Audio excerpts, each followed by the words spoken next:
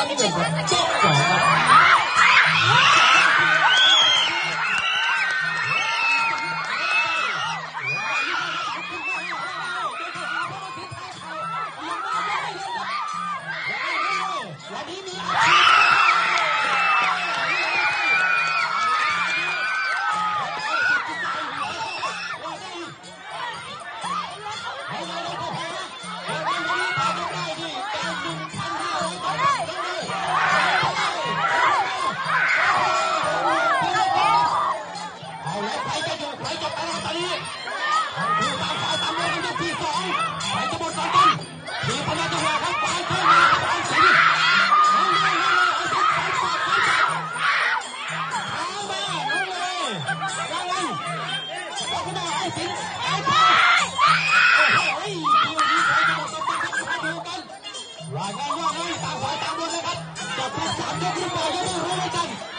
สุดท้ายก็แพ้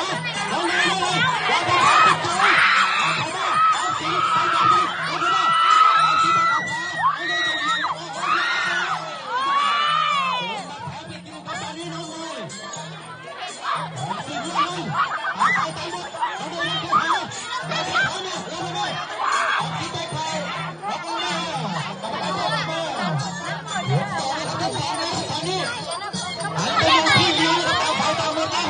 ไปจับลงจับกันไปจับกันโอ้โหได้เลยเอามาที่พักกับแพ้เรียนมาตอนนี้เลยเนี่ยแล้วก็เรียนขึ้นโอ้โหได้เรียนมาตอนนี้หมดทุกคน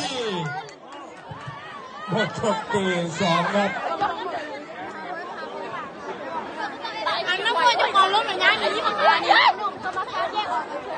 หมดทุกปี